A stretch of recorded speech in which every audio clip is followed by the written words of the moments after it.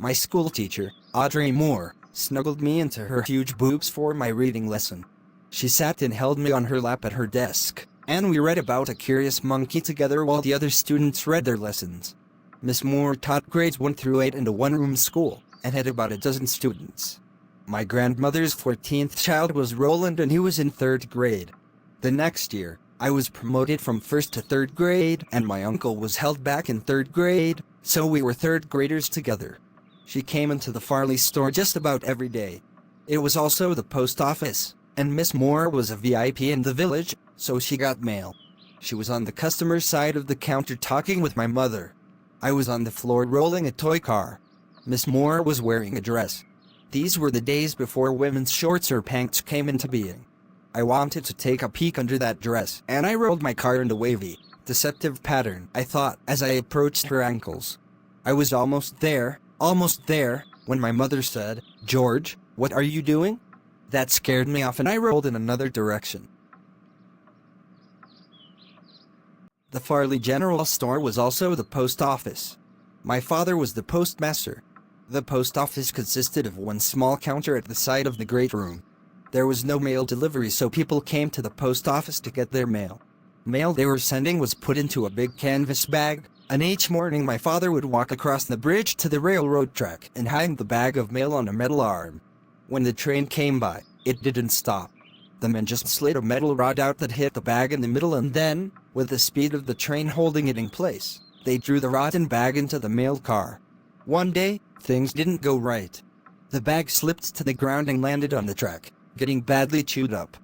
People came to chase down the pieces, and back at the post office, the mess was sorted out and returned to sender. My mother shushed me and told me to listen to the president.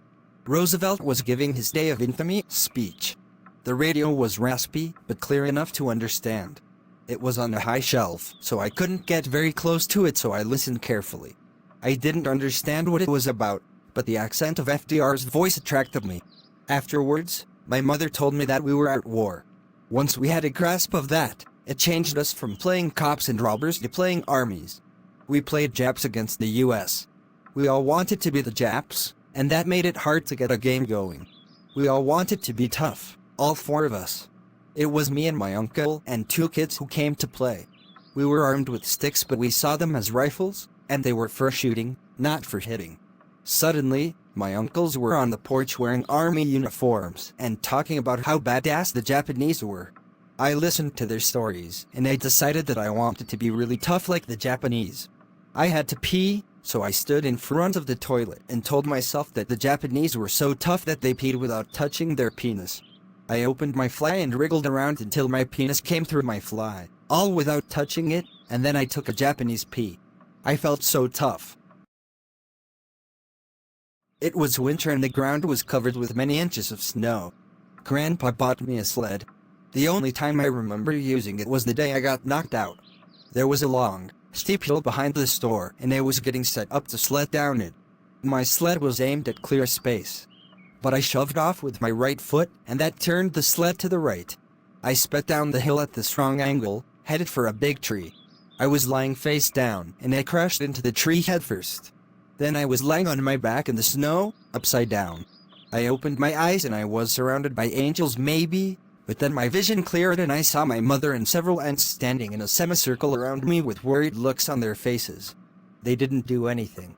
They just looked, silently. Finally, I got up and then they all started moving and making relief statements. I felt like they didn't dare to touch me. Another time, we were playing baseball in front of the Farley School during recess. My uncle was at bat, and I was watching from a little way behind him. He swung and the bat flew straight at me, hitting me squarely between the eyes. The world disappeared for a few minutes, and then Miss Moore and everyone else was crowding around me. I went home with 2 black eyes. After the pain left, I felt so tough. It was one long hill up to the school. It really was a mile, and I walked it by my 5-year-old self. I carried my lunch in a brown paper bag. One day, everything felt unusually quiet. I don't know why that was, but I suddenly felt a bit disoriented. Nobody else was walking to school.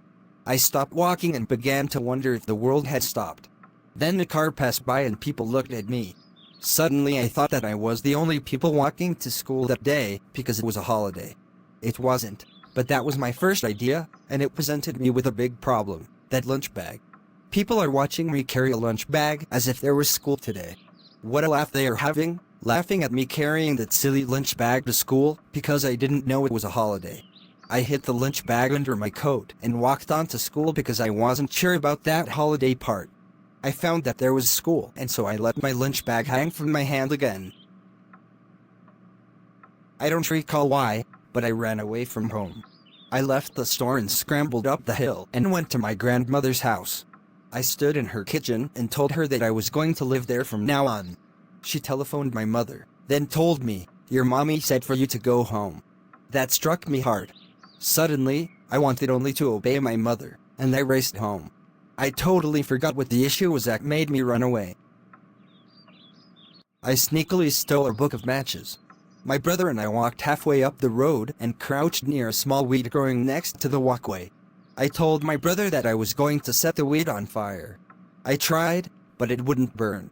And wouldn't you know it, here comes my mother.